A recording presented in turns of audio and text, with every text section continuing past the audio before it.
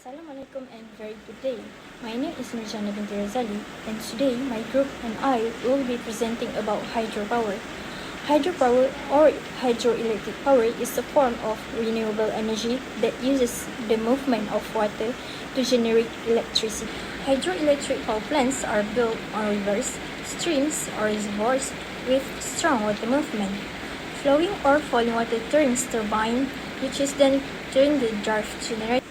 Through this process, the gravitational potential energy of stored water and the kinetic energy of fast-moving water is converted into usable electricity. In Malaysia, hydropower plays a major role in our national energy mix. It contributes around 16% to 18.5% of the country's total electricity generation, making it the largest source of clean and low-carbon energy in Malaysia. In comparison, wind and solar energy make up only about 2%, which is far below the global average of 15%. Good day everyone, my name is Emily Zongi and I will be presenting the basic operating principle of a hydroelectric power plant. Hydroelectric power plants operate by converting the potential energy stored in the evaporated water into usable electrical energy. The process begins when water from a reservoir or river is directed through a penstock. As the water flows downward due to gravity, it gains speed and is transformed into kinetic energy. This fast-moving water then strains the turbine's blades, causing them to rotate. At this state, the kinetic energy of the moving water is converted into mechanical energy.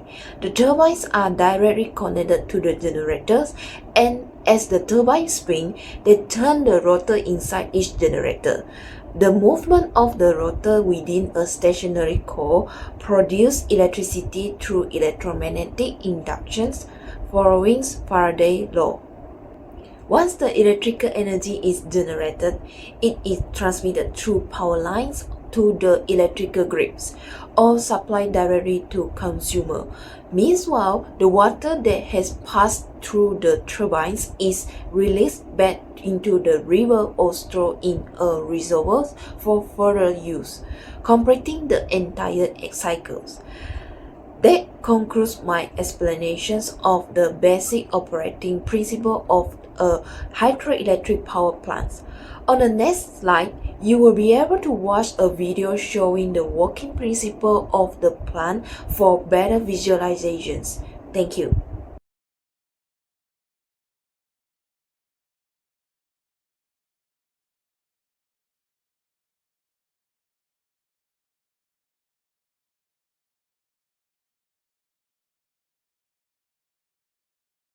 Hello everyone, my name is Iman Hanis and this slide explains the construction of the hydropower plant at Bakun Dam. Bakun Dam is designed as a concrete face rock-filled dam and it stands about 205 meters high.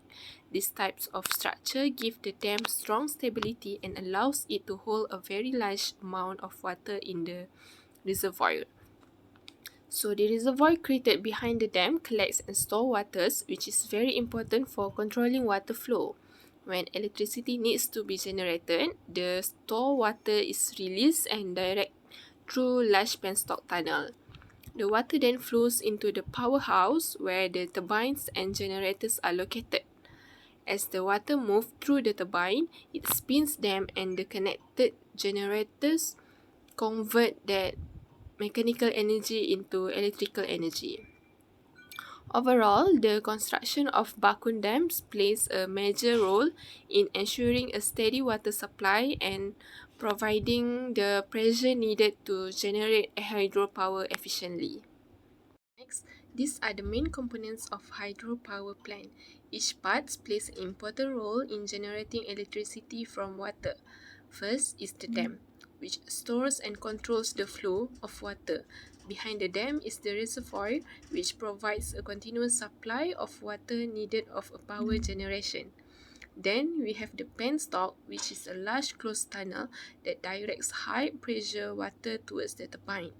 As the water enters the turbine, it spins the turbine blades.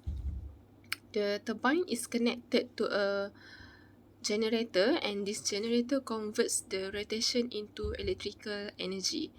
All these machines are located inside the powerhouse, which you can see in the pictures on the right in the slide.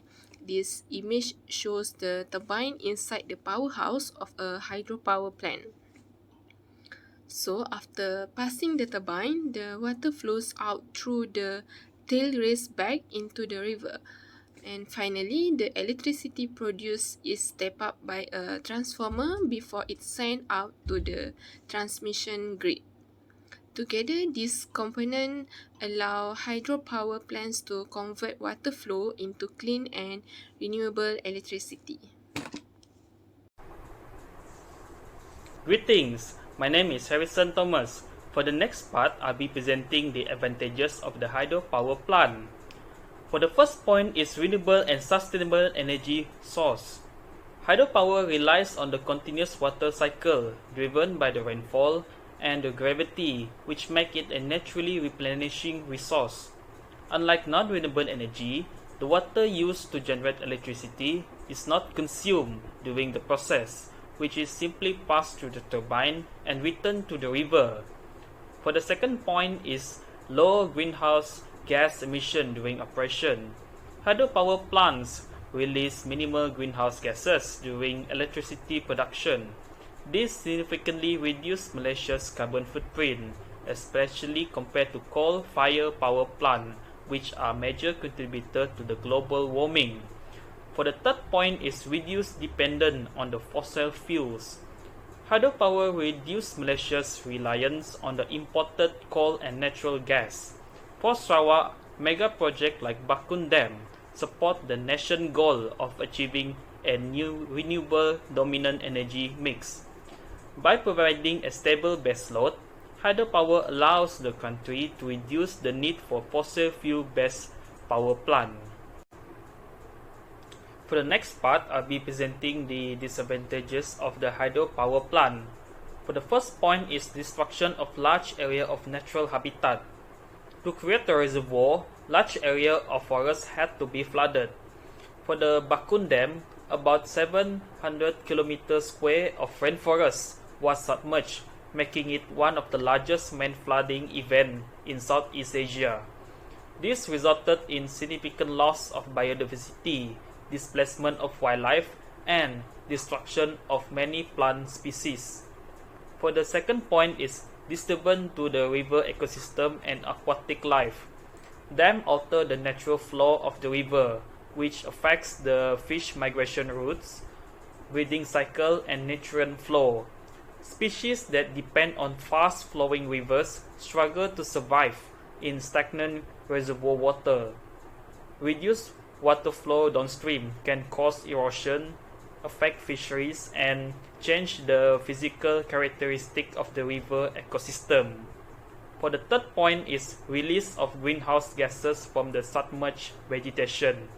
When the large area of forests are flooded, the submerged vegetation decompose anaerobically, which lead to the release of methane and carbon dioxide. This greenhouse gas emission is more prominent in tropical countries like Malaysia, where warm temperature can cause submerged biomass to break down more quickly. Hydroelectric power plants remains a cornerstone of renewable energy, offering reliable, low-carbon electricity and additional benefits such as water management and flood control. While their scalability and global contribution to energy supply highlight their importance, challenges such as ecological disruption, geographic constraints, and high capital requirements necessitate rigorous planning and sustainability practices. Ultimately, hydropower shows both the potential and complexity of renewable energy, requiring balanced integration to support global sustainability goals. Thank you.